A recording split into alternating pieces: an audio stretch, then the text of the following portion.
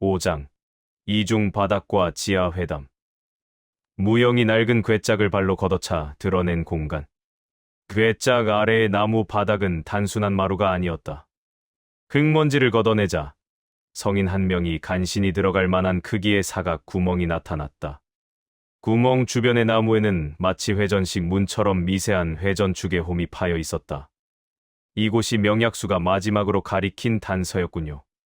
단소연이 숨을 삼키며 말했다. 그녀의 얼굴에는 명약수의 죽음을 헛되이 하지 않겠다는 강렬한 의지가 서려 있었다. 객잔 주인 팽녀는 창백한 얼굴로 구멍을 내려다봤다. 이 통로는 제가 알지 못하는 통로입니다. 겨루객잔의 설계도를 만들 때도 없던 것입니다. 구위는 팽녀의 말을 무시했다. 통로의 존재 여부보다 중요한 것은 그 안에 담긴 흔적이었다. 그는 붓을 구멍 안으로 넣어 미세한 공기의 흐름을 감지했다. 낙혈지에서 올라오는 찬 기운이 아닙니다. 이곳은 낙혈지와는 다른 외부로 통하는 새로운 통로일 가능성이 높습니다. 아니면 외부와는 단절된 또 다른 밀실일 수도 있습니다. 청풍검과 철혈무쌍은 서로를 의심하며 잔뜩 긴장한 채 이 모습을 지켜보고 있었다. 그들의 이름이 적힌 약첩이 아직 바닥에 뒹굴고 있었다. 그들은 자신들이 다음 희생자가 될까 두려워하는 동시에 범인으로 몰릴까봐 경계했다. 구위, 당신은 흑룡자 살해 현장에서 허공문의 칠성연환각 흔적을 추적했습니다. 이제 당신의 붓으로 이 통로를 가장 먼저 내려가야 합니다. 무영이 차가운 목소리로 말했다. 그는 여전히 삿갓을 쓰고 있었지만 그의 눈빛은 구위의 모든 움직임을 따라잡았다. 구위는 망설이지 않았다. 그는 붓을 손에 쥔 채 사각 구멍 속으로 몸을 밀어 넣었다. 단소연이 그 뒤를 따랐다. 팽녀는 1층 대청을 봉쇄하고 나머지 고수들을 감시하기로 했다. 지하 통로는 좁고 어두웠다. 흙과 돌로 다듬어진 벽면에서는 습한 냄새 대신 미세한 금속성 먼지와 희미한 향내가 느껴졌다. 구위는 붓끝을 벽에 대고 나아갔다. 이 금속성 먼지는 최근에 생긴 것이다. 누군가 무거운 장비를 옮겼거나 혹은 금속성 무구를 격렬하게 사용했을 때 남는 흔적이다. 단소연이 고개를 들었다. 격렬한 무투의 흔적이라면 왜 밖에서는 아무 소리도 들리지 않았을까요? 산사태 이전이라면 모를까. 지금은 객잔 전체가 고립되어 있습니다. 그것이 이 밀실의 비밀일 것입니다. 통로의 끝은 견고한 돌문으로 막혀 있었다. 돌문 표면에는 무수히 많은 작은 홈들이 파여 있었는데 마치 열쇠 구멍처럼 보였다. 구위는 홈들을 따라 붓끝에 내력을 흘려보냈다. 돌문 뒤의 공간은 매우 넓다. 그리고 그 안에는 아직 따뜻한 내력의 잔향이 남아있다. 누군가 이곳에서 불과 몇 시즌 전에 머물렀던 흔적이다. 돌문은 열쇠가 아닌 복잡한 내공 압력 장치로 작동되었다. 구위는 벽에 파인 특정 홈에 손가락을 대고 극도로 정제된 내력을 주입했다. 치익하는 마찰음과 함께 돌문이 안쪽으로 회전하며 열렸다. 지하 회담실. 돌문 너머의 공간은 놀랍게도 넓고 건조했다. 이곳은 단순한 창고가 아니었다. 중앙에는 커다란 돌 테이블이 놓여 있었고 벽에는 무림의 세력도를 축소한 듯한 정교한 지도가 걸려 있었다. 이곳은 혈우객잔이 아닌 고수들의 비밀 회동 장소였다. 구위는 지도의 시선을 고정했다. 혈우객잔은 중립지대가 아니었다. 사파와 정파의 중진들이 비밀리에 만나 무림의 판세를 조율하던 지하 밀실의 입구였던 것이다.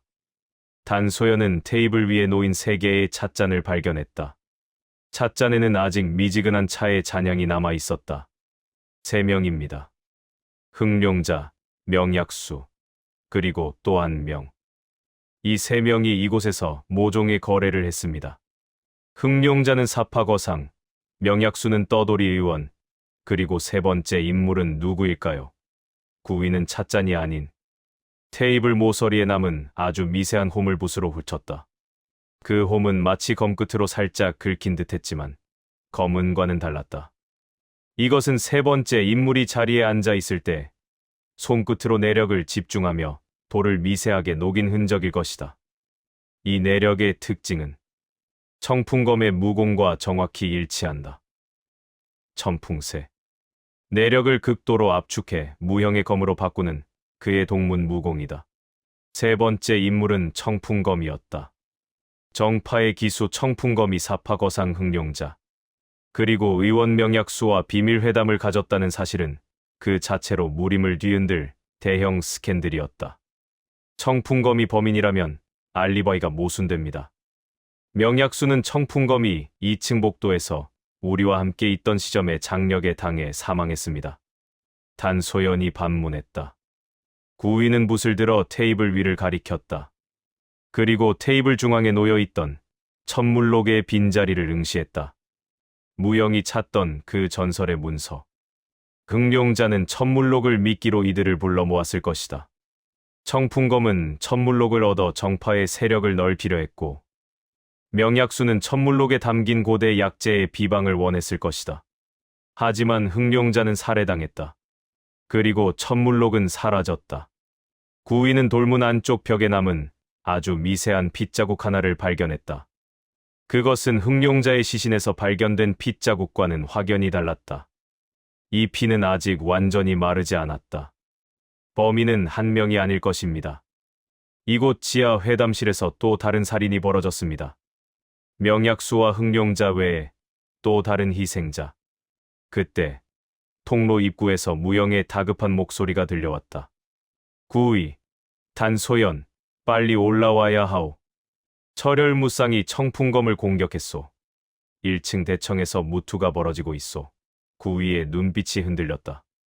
지하 회담실의 비밀이 드러나는 순간 범인은 다음 희생자를 만들며 사건을 혼란에 빠뜨리려 하고 있었다. 이 모든 것이 진범의 교묘한 시간차 공격에 의한 것일까?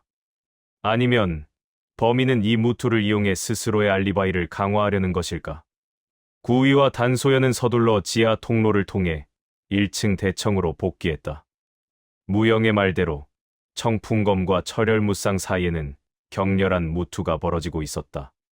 철혈무쌍은 무시무시한 장력을 구사하며 청풍검을 몰아붙였다. 그의 철혈 장법은 벽돌을 부수는 듯한 굉음을 냈다.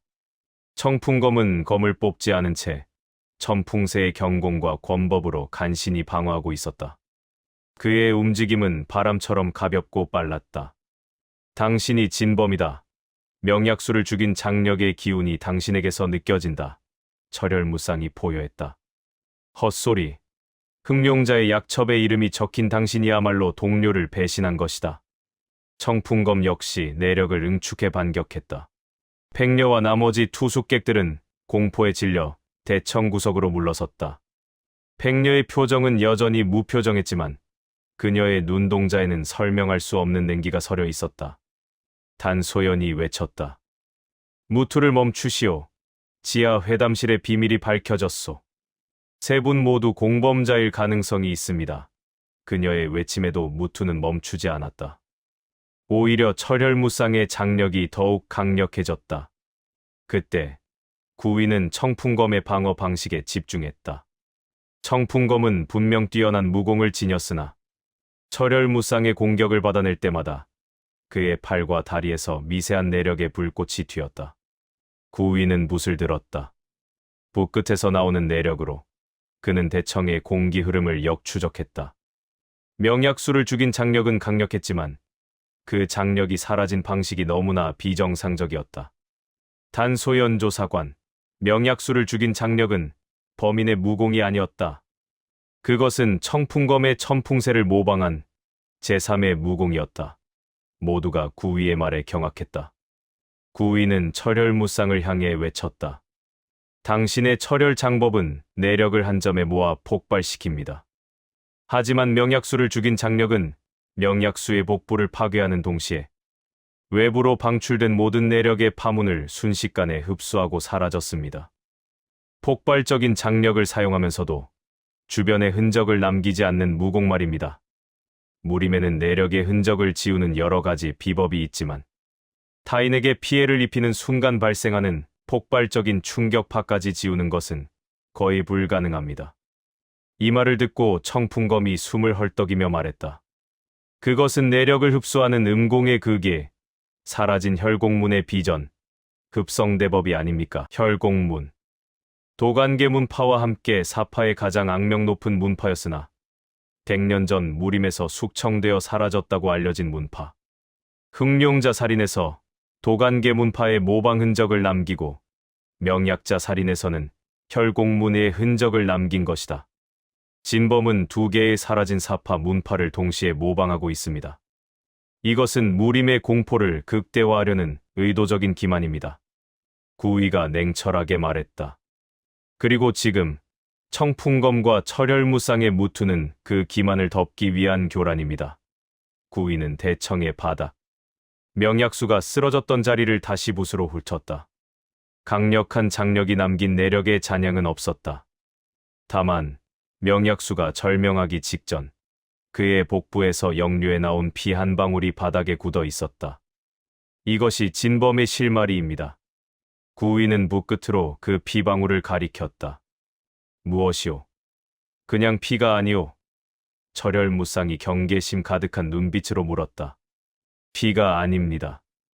장력이 명약수의 복부를 파괴했을 때 그의 몸속에 있던 독소가 외부로 역류한 것입니다. 명약수는 의원이었고 그는 평소 자신의 몸에 독을 이용한 약물을 투여해 면역력을 기르고 있었습니다.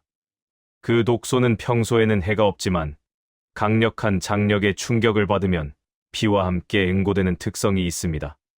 구위는 그 응고된 피방울 속에서 아주 미세하고 희미한 반투명한 물질의 흔적을 발견했다. 붓끝의 내력을 응고된 피에 닿게 하자 반투명한 물질이 미약하게 빛을 냈다. 그것은 독소와 충돌하여 파괴된 극소량의 실체였다. 이것은 실체가 없는 무형의 무기입니다. 구위가 말했다. 급성대법은 장력을 흡수하지만 이 공격은 장력의 형태를 빌려 명약수의 몸속으로 파고들었을 뿐. 그 근원은 투명한 비도와 같습니다. 모두가 혼란에 빠졌다. 투명한 비도. 구위는 팽녀를 응시했다. 객잔 주인 팽녀는 여전히 2층 난간에 기대어 있었다. 붉은 옷이 핏빛처럼 섬뜩했다. 범인은 지하 회담실에서 청풍검, 흑룡자, 명약수, 이 세 명의 거래를 모두 알고 있었습니다. 그리고 진범은 명약수가 자신의 몸에 독을 이용한 면역 물질을 투여하고 있다는 사실까지 알고 있었습니다. 장력은 위장이고 진짜 살인 수단은 그 독소를 건드려 응고시키는 투명한 날붙이였습니다. 그리고 이 모든 것을 설계하고 실행할 수 있는 자는 오직 이 객잔의 설계자, 지하 밀실의 비밀을 가장 잘 아는 내부자여야 합니다. 단소연이 마침내 깨달음을 얻고 외쳤다. 구위는 붓을 팽녀에게 겨누었다. 혈우객잔 주인 팽녀. 당신은 낙혈지 통로의 존재를 알면서도 무영에게 누명을 씌우려 했습니다. 명약수가 죽었을 때 당신은 1층에 있었지만 모든 시선이 청풍검과 철혈무쌍에게 쏠리도록 유도했습니다. 당신이 이 모든 살인의 설계자입니다. 팽녀는 조용히 웃었다. 그녀의 웃음은 객잔의 폭우처럼 차갑고 서늘했다. 구위. 당신의 추리는 언제나 완벽합니다. 하지만 마지막 퍼즐 조각을 놓쳤군요. 저는 이 객잔의 설계자이지만 모든 살인의 실행자는 아니었습니다. 당신은 아직 약첩의 진짜 의미를 완전히 풀지 못했습니다. 명약수가 약첩이라고 중얼거린 것은 팽녀가 이렇게 말을 하며 2층 난간을 뛰어내렸다. 곧 붉은 소매 끝에서 비수 두 자루가 섬광처럼 튕겨져 나왔다. 그녀는 청풍검과 철혈무쌍을 동시에 공격했다. 약첩은 이 객잔에 숨겨진 또 다른 첩자의 이름이었습니다. 팽녀의 비수는 구위가 예상했던 방향과는 달랐다. 그녀는 비수를 던진 후 대청 바닥에 쓰러져 있던 명약수의 시신을 향해 빠르게 접근했다. 그녀의 목적은 살인이 아니라 시신이었다. 그녀는 명약수의 옷 속에서 무언가를 끄집어내려 했다. 천물록, 단소연이 외쳤다. 흑룡자에게서 사라진 천물록이 명약수의 시신에 숨겨져 있었던 것입니다.